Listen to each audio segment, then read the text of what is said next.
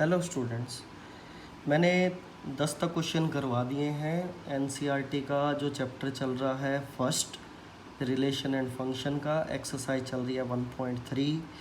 पिछली वीडियो तक मैंने 10 क्वेश्चन करवा दिए थे। क्वेश्चन नंबर 11 देखिए। कंसीडर एफ सच दैट 1 2 3 का सेट है, 2 A B C ये डोमेन और ये codomain given by F1 is equal to A and F2 is equal to B। मतलब 1 की इमेज A है, 2 की इमेज B है और 3 की इमेज C है। ठीक है, हमें F इनवर्स फाइंड करना है और शो ये करना है कि F inverse of inverse equal to F होगा। काफ़ी इंटरेस्टिंग क्वेश्चन है, ध्यान से समझिएगा इसको। ठीक है, तो पहले मैं ना इस में जो गिवन है उसको मैं आपको थोड़ा डिटेल में बता देता हूँ। उसके बाद क्वेश्चन में जो प्रूव करना है वो आपको अच्छे से समझ भी आएगा। ठीक है, तो मैं एक काम कर रहा हूँ, मैं लेट कर रहा हूँ कि जो x है वो 1 2 3 है। ठीक है, जो ये गिवन है हमें, और y सेट मैंने लेट कर लिया है जो ABC है। ठीक है, तो जो ये मैपिंग है वो है क्या, f such that x to y। तो x का मीनिंग आप अंडरस्टूड समझेंगे, y का भी अंडरस्टूड समझेंगे। ठीक है, तो जिस अकॉर्डिंग हमें गिवन है उसके हिसाब से हम अगर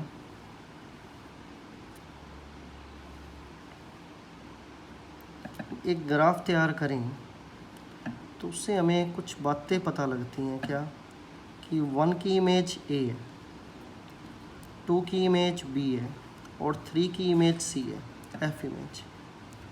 ठीक है, मतलब हर एक एलिमेंट की यूनिक इमेज एग्जिस्ट कर रही है, तो ऑब्वियस सी बात है वो 1 1 है। और हर एक को डोमेन की प्री इमेज भी एग्जिस्ट कर रही है, इसका मतलब को डोमेन रेंज सेट बन जाएगा। बताया था ना मैंने आपको, जब को डोमेन मैंने प्रूव किया था तो मैंने उसके अंदर ये बातें बताई थी कि अगर फंक्शन ऑन टू है तो को डोमेन और रेंज इक्वल होते हैं, रेंज सेट है। ठीक है, तो ऑन टू अगर है तो इसका मतलब इसी को डोमेन को हम रेंज सेट ही कहेंगे, क्योंकि इमेजेस का सेट ही तो रेंज सेट होता है। ठीक है, तो हर एक एलिमेंट जब हर एक एलिमेंट की जब प्री इमेज एग्जिस्ट कर रही है तो हर एक एलिमेंट किसी ना किसी एलिमेंट की इमेज है। ठीक है, तो फंक्शन 1 1 भी है और ऑन टू भी है। ठीक है, तो मैंने जो बात बोली ध्यान रखिएगा, ये रेंज सेट ही है, को डोमेन इसके अंदर पूरा का पूरा रेंज सेट है। ठीक है, तो मैं अब जो बात कर रहा था आपके सामने कि फंक्शन फ़िलहाल जो हमें पता लगा इससे वो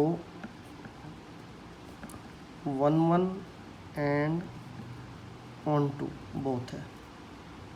ठीक है, इसके हिसाब से फंक्शन अगर 1 1 एंड ऑन टू है तो this implies f is invertible. Function क्या है, इन्वर्टिबल है। अगर इन्वर्टिबल है तो उसकी इन्वर्स मैपिंग क्या होगी, y टू x हो जाएगी। एक बात ख़ास तौर पे ध्यान रखिएगा, मैं इसको डायरेक्टली y टू x नहीं कह सकता। ठीक है, जब तक मुझे ये ना पता लगे कि जो ये को डोमेन है पूरा का पूरा रेंज सेट बन गया है या नहीं बन गया। ये तभी पता लगेगा जब फंक्शन ऑन टू हो जाएगा। जब फंक्शन ऑन टू हो जाएगा तो मैं श्योर होऊंगा इस बात के लिए कि ये जो को डोमेन का सेट है ये पूरा का पूरा रेंज सेट है। ठीक है, तो उस पूरे रेंज सेट को उठा के हम यहाँ रखेंगे ताकि वो क्या बन जाए, अब उसकी डोमेन, और x क्या बन जाएगी, उसकी को डोमेन। तो ये भी रेंज सेट का ही काम करेगी। ठीक है, वो मैं बता देता हूँ किस तरीके से काम करेगी। सच दैट देखो, F1 अगर A के इक्वल था, यहाँ से देख लो चाहे, तो इसका मतलब F इनवर्स A 1 होगा। सही है लिखना। सिमिलर वे में F इनवर्स B 2 के इक्वल होगा और F इनवर्स C 3 के इक्वल होगा।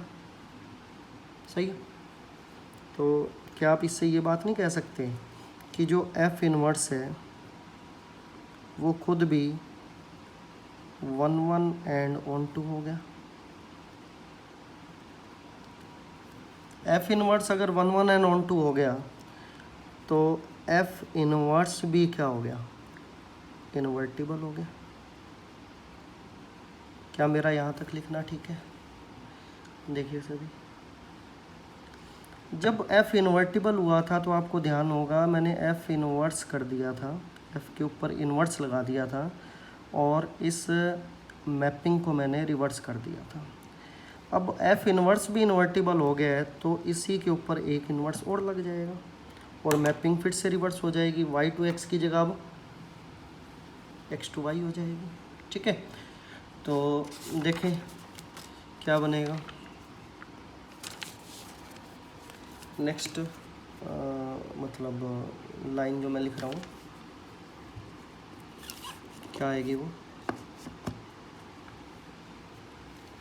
मैंने क्या बात बोली पिछले पेज पे, क्या बात बोली थी कि जो f इन्वर्स है वो इन्वर्टिबल हो गया। जब f इन्वर्टिबल हुआ था तो मैंने f इन्वर्स लिखा था, अब f इन्वर्स ही इन्वर्टिबल हो गया है तो क्या हम उसको ऐसा नहीं लिख सकते?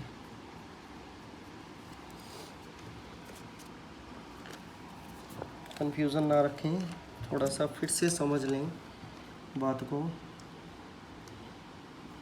जब f इन्वर्टिबल था तो f इन्वर्स बना, मैपिंग हो गई y to x, x to y से y टू x। जब f इन्वर्स भी इन्वर्टिबल हो गया तो इस पे फिर से इन्वर्स लगा दिया। ठीक है, क्या थी हमारे पास मैपिंग y टू x, अब वो फिर से रेसिप्रोकल हो जाएगी, क्या x टू y हो जाएगी। ठीक है, तो देखिए मैंने यही लिखा है। ठीक है, तो अब वो एलिमेंट्स पे क्या इफेक्ट पड़ेगा, एलिमेंट्स पे देखो, एलिमेंट पे पहले क्या इफेक्ट पड़ा था और अब क्या होने वाला है। f1a था तो f इन्वर्स a जो है 1 हो गया था, मतलब उसका इन्वर्स हो गया था। ठीक है, इसी तरीके से मैंने इन्वर्स कर दिया था, अब इनका फिर से इन्वर्स हो जाएगा। ठीक है, देखना ध्यान से।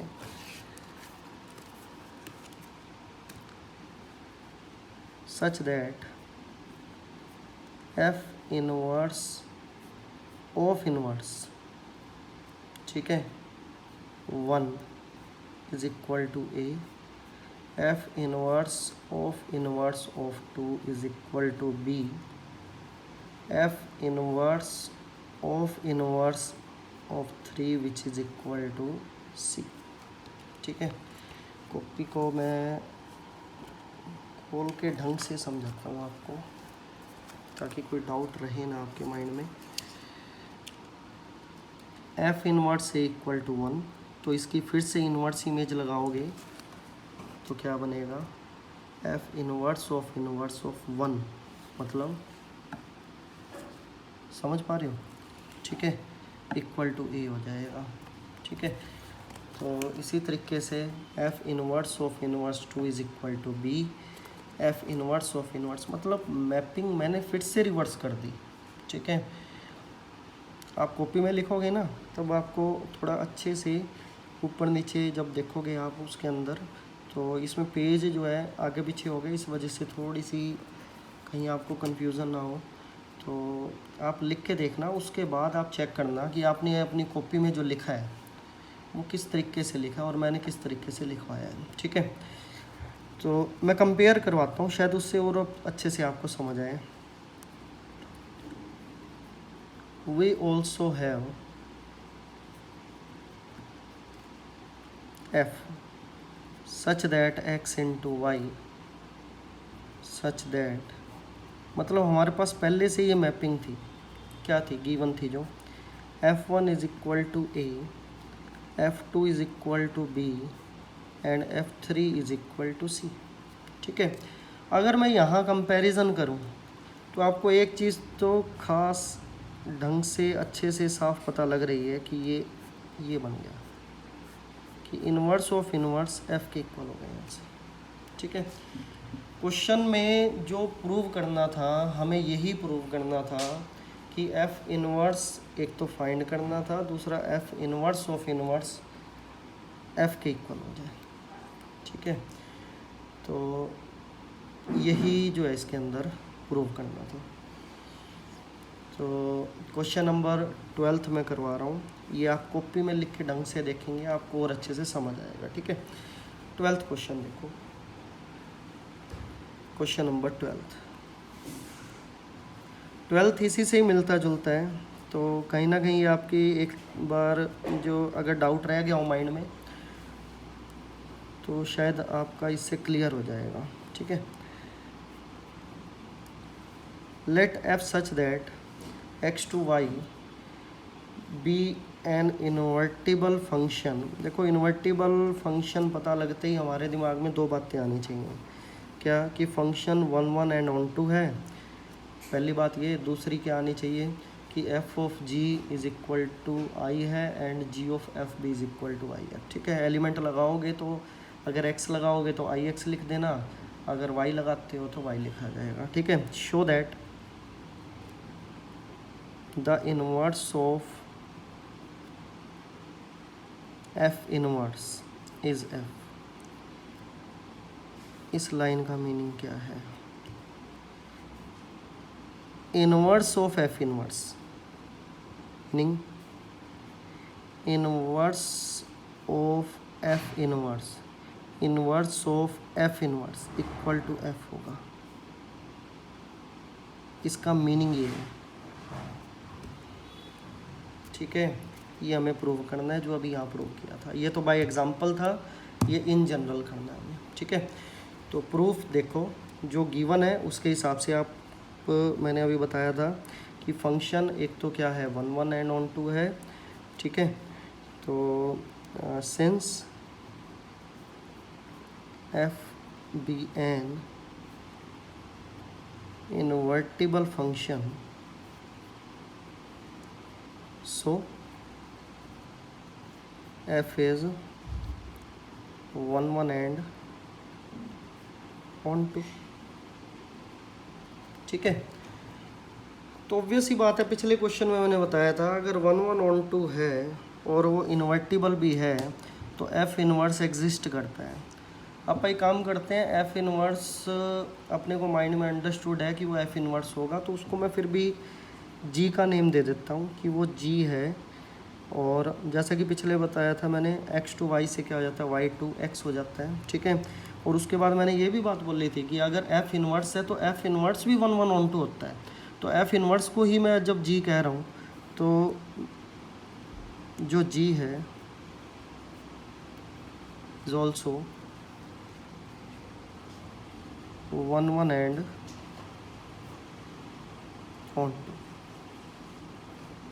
ठीक है। तो इससे हम क्या कह सकते हैं, so g of f x किसके इक्वल हो जाएगा, आई एक्स के, and f of g y is equal to क्या हो जाएगा, आई वाई। इस लाइन से क्या कंक्लूज़न निकालते हो? इस लाइन से ये कंक्लूज़न निकलता है कि एफ का इन्वर्स जी है या जी का इन्वर्स एफ है, ठीक है। तो मतलब हम ये कह सकते हैं जी इज़ इन्वर्स ऑफ एफ, ऐसा लिख सकते हैं, ठीक है। तो जी की जगह अगर मैं एफ इनवर्स यहाँ पे पुट कर दूँ तो हमें कंक्लूज़न क्या मिलेगा, वी कैन कंक्लूड दैट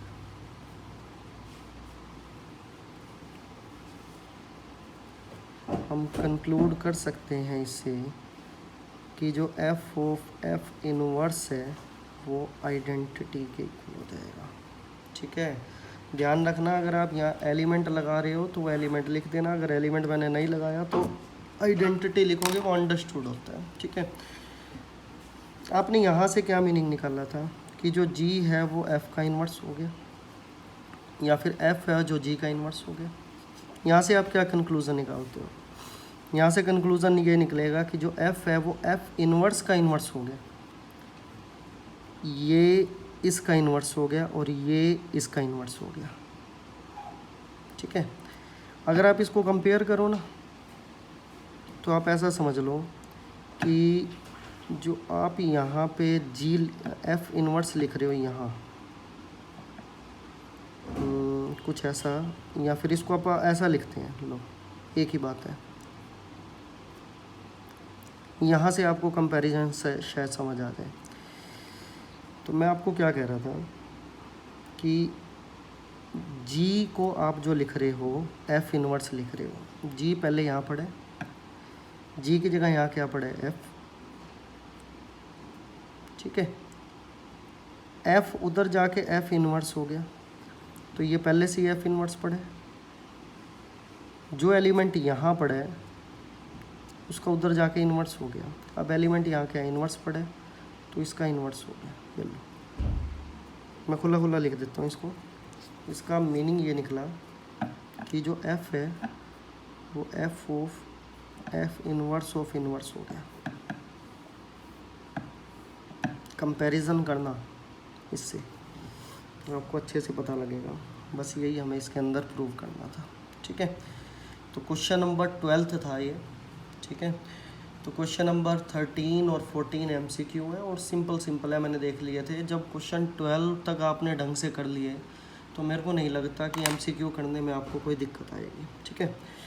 तो एक्सरसाइज 1.3 कंप्लीट है। नेक्स्ट वीडियो में हम एक्सरसाइज 1.4 स्टार्ट करेंगे, ठीक है। सभी बच्चे एक्सरसाइज 1.3 तक अपना काम पूरा करें। Thank you very much.